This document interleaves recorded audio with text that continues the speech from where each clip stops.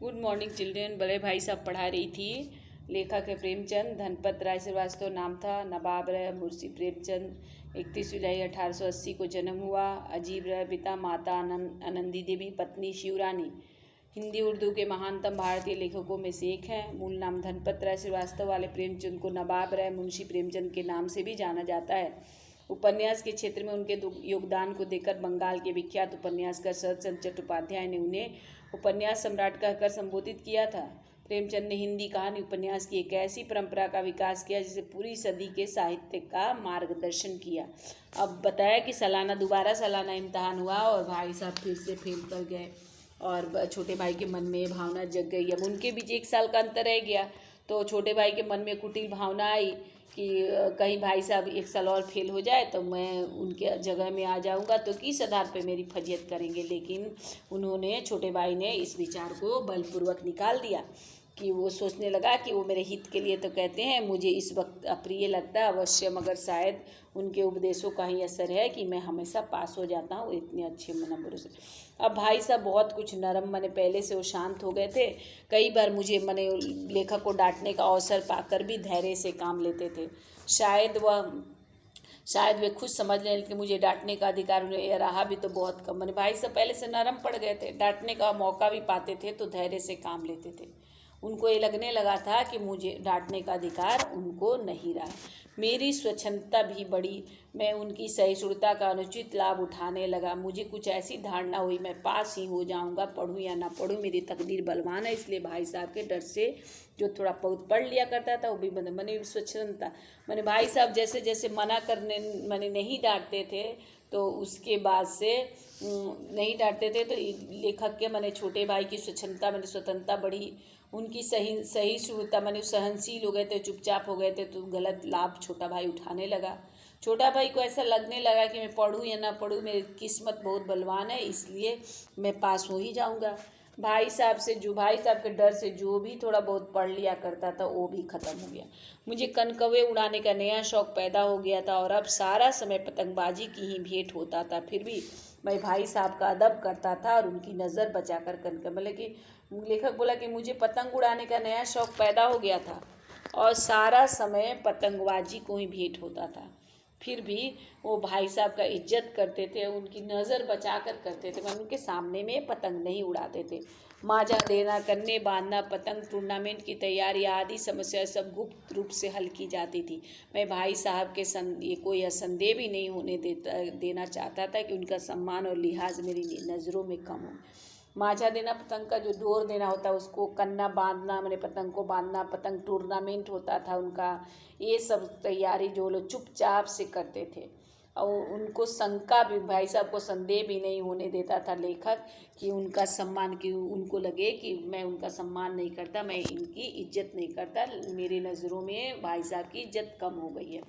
एक दिन संध्या समय हॉस्टल से दूर मैं कनकौवा लूटने बेतहासा।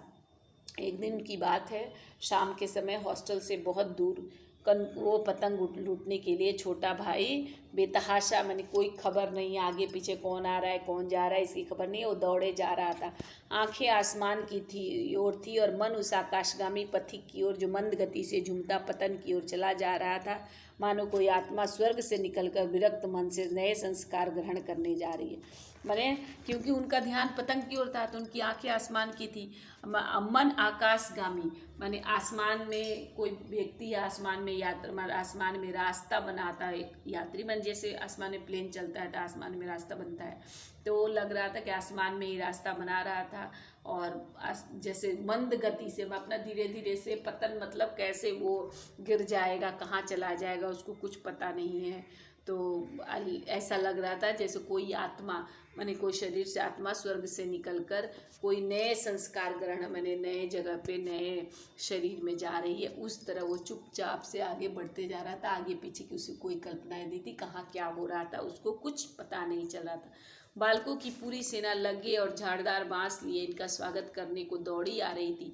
किसी को अपने आगे पीछे की खबर ना थी। सभी मानो उस पतंग के साथ आकाश में उड़ रहे थे जहाँ सब कुछ समतल है, न मोटर कारें न ट्राम न बालकों मैंने उनके साथ और बहुत सारे बच्चे जो उनके दोस्त थे लग गए मैंने बड़े बड़े डंडे, झाड़दार बांस मतलब ऐसे ही बांस का जो तना होता है, स्टेम होता है, उसके साथ बांस देते हुए इनका स्वागत मैंने पतंग को लूटने के लिए दौड़ रही थी। किसी को आगे की खबर नहीं थी, पीछे खबर नहीं थी, क्या होने वाला था। सभी मानो सब लोग उस पतंग के साथ ही, मैंने पतंग जहाँ जहाँ उड़ा था उनका ध्यान उधर था। लग रहा था सभी आकाश में उड़ रहे हैं, जहाँ सब कुछ समतल है। मैंने लग रहा था कि आकाश में, जमीन पे वो लोग ऐसे उड़ रहे हैं जैसे आकाश में उड़ रहे थे। लग रहा है कोई गाड़ी वाड़ी कुछ नहीं चल रही है, उस हिसाब से उड़ रहे थे। उनको कुछ समझ में नहीं आ रहा था, जैसे कि आकाश समतल है उसी तरह जमीन भी समतल है। सहसा भाई साहब से मेरी मुठभेड़ हो गई, जो शायद बाजार से लौट रहे थे। उन्होंने वही हाथ पकड़ लिया, उग्र भाव से बोले, इन बाजारी लौंडों के साथ ढेले के कनकौए के लिए दौड़ते, तुम्हें शर्म नहीं आती? सहसा अचानक भाई साहब मैंने बड़े भाई से मेरी मैंने छोटे भाई की मुठभेड़ मैंने आमना सामना हो गया। बड़े भाई कहाँ से आ रहे थे? बाजार से आ रहे थे। उन्होंने छोटे भाई का हाथ पकड़ लिया और गुस्से में बोले, इन बाजारी लौंडों के साथ, मैंने बाजार के लड़के हैं, वो तो पढ़ते नहीं थे ना, इधर तो घूमने वाले लड़कों से इनकी दोस्ती थी। इन बाजारी लौंडों के साथ ढेले के कनकवे, ढेले मतलब होता है पहले पैसा का एकदम छोटा बाजी, एक आना धुआना 1 रुपया, जैसे आजकल 1 रुपया 50 पैसा, उसी तरह ढेला मतलब होता है बहुत कम पैसा, छोट कम कीमत का। कनकौआ, कनकौआ मतलब पतंग, मैंने पतंग की कीमत उसमें बहुत कम थी, लेकिन बच्चे लूट रहे हैं तो उनके लिए वो कीमत बहुत बड़ी थी। लेकिन उधेले की कनकौए मैंने बहुत कम पैसे के कनकौए मैंने उसके लिए, पतंग के लिए दौड़ते। तुम्हें शर्म नहीं आती? तुम्हें इसका भी कोई लिहाज नहीं? अब नीची जमात में नहीं हो बल्कि 8वीं जमात में आ गए हो। मुझसे केवल 1 दर्जा नीचे हुआ। आखिर आदमी को कुछ तो अपनी पोजीशन का ध्यान रखते हैं। वो भी बोल रहे हैं कि तुमको इतना भी पता नहीं, तुमको इतना भी शर्म नहीं है कि तुम नीची कक्षा में, नीचे क्लास में नहीं हो, जबकि 8वीं क्लास में आ गए हो और मेरे से एक ही दर्जा मैंने एक ही क्लास नीचे हो। आखिर आदमी को मैंने, आदमी अपने पोजीशन में है, कौन सी स्थिति में, उसका तो ध्यान देना चाहिए, ऊपर पदवी का ध्यान दे, उस हिसाब से काम करना चाहिए।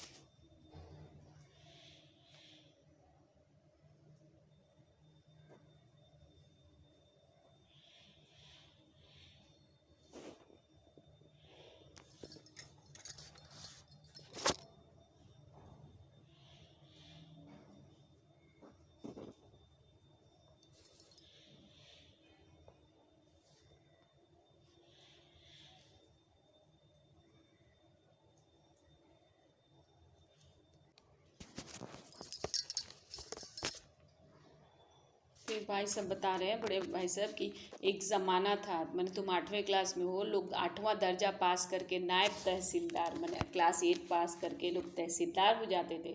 मैं कितने मेडलचियों को जानता हूँ जो आज अव्वल दर्जे के मजिस्ट्रेट सुपरिंटेंडेंट हैं। मैंने कितने 10 पास बच्चे लोगों को जानता हूँ जो बहुत हाई क्लास के मजिस्ट्रेट सुपरिटेंडेंट हैं। कितने ही 8वीं जमात वाले, मैंने बहुत सारे 8वीं पास हमारे लीडर या समाचार पत्रों के संपादक है 8वीं पास के लोग, बड़े बड़े विद्वान, मैंने बहुत बड़े बड़े विद्वान 8वीं पास, मैंने तुम्हारे जैसे क्लास पास लोगों की मातहती मैंने कहे अनुसार काम करते हैं। तुम उसी 8वें दर्जे में आकर बाजारी लौंडों के साथ, नहीं तुम उसी 8वें क्लास में हो, आई बाजार वाले बच्चे के साथ आके तुम कनकौए उड़ा रहे हो, पतंग के लिए दौड़ रहे हो, क्लास 8 में हो, तुम्हें कुछ भी अपनी सम्मान की फिक्र नहीं है कनकौए उड़ाने के लिए। मुझे तुम्हारी इस कम अकली पर मैंने तुम दुख होता है। तुम ज़हीन हो, इसमें शक नहीं, लेकिन यह जेहन किस काम का जो हमारे आत्मगौरव, बोले कि मुझे तुम्हारी, मैंने तुम इतने कम अक्ल के हो, तुम्हारा इतना कम अक्ल है, इस पे मुझे दुख होता है। तुम ज़हीन मैंने तुम प्रतिभावान हो, इसमें शक नहीं है, मैंने इसमें कोई शक की बात नहीं है, लेकिन यह जेहन किस काम का, मैंने यह प्रतिभा, तुम प्रतिभावान हो लेकिन यह प्रतिभा किस काम की, जो हमारे आत्म गौरव को, माने हमारा सेल्फ कॉन्फिडेंस, सेल्फ रेस्पेक्ट ही नहीं रहे, तो वो प्रतिभा किस काम की है। तुम अपने दिल में समझते हो गए मैं भाई साहब से महज 1 दर्जा नीचे हूँ और अब उन्हें मुझे कुछ कहने का हक नहीं है, लेकिन यह तुम्हारी गलती है। मैं तुमसे 5 साल बड़ा हूँ, चाहे आज तुम मेरी जमात में आ जाओ और जमात में आ जाओ, तो बोले कि तुम अपने दिल से, मैंने मन में समझते हो गए कि भाई साहब से 1 ही दर्जा नीचे हूँ, उन्हें मुझको कुछ भी समझाने का अधिकार नहीं है, लेकिन तुम्हारी गलती है, तुम ये सोच रहे हो तो तुम गलत हो। मैं तुझसे 5 साल बड़ा हूँ, और चाहे तुम मेरी क्लास में ही आ जाओ ना, तब भी मैं तुमसे बड़ा ही रहूँगा। परीक्षकों का यही हाल, और एग्जामिनर जैसे वो एग्जामिनर पर अभी बयान किया कि एग्जामिनर ऐसे ही रिजल्ट देंगे, परीक्षकों का यही हाल है, तो निसंदेह अगले साल तुम मेरे समकक्ष हो जाओगे और शायद 1 साल बाद मुझसे आगे भी निकल जाओगे। लेकिन मुझ में और तुम में जो 5 साल का अंतर है, उससे तुम क्या खुदा नहीं मिटा सकता। माने एग्जामिनर लोग का यही हाल रहा, तो निसंदेह माने कोई संदेह नहीं है, अगले साल तुम मेरे समकक्ष माने मेरी कक्षा में आ जाओगे, और 1 साल बाद तुम शायद आगे भी निकल जाओगे। लेकिन मुझ में और तुम में माने तुम्हारे और मेरे बीच जो 5 साल का अंतर है, उससे तुम क्या माने तुम तो नहीं, भगवान भी नहीं मिटा सकते हैं।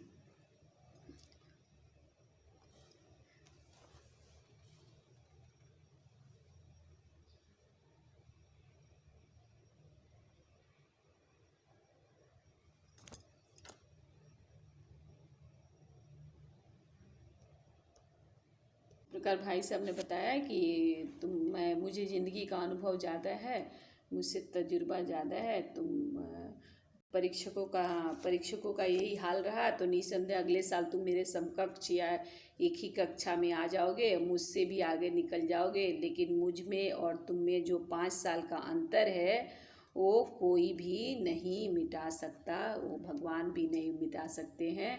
मैं तुमसे 5 साल बड़ा हूँ और हमेशा रहूँगा। मुझे दुनिया और ज़िंदगी का जो तजुर्बा है, तुम उसकी बराबरी नहीं कर सकते, चाहे तू MA और DPhil और DLit।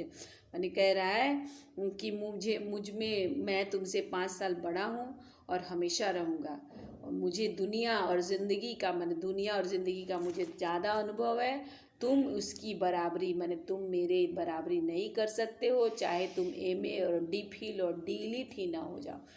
तुम MA कर लो, DPhil कर लो, DLit कर लो, कुछ भी हो जाओ, मैं जब तुमसे बड़ा हूँ और हमेशा तुमसे बड़ा ही रहूँगा।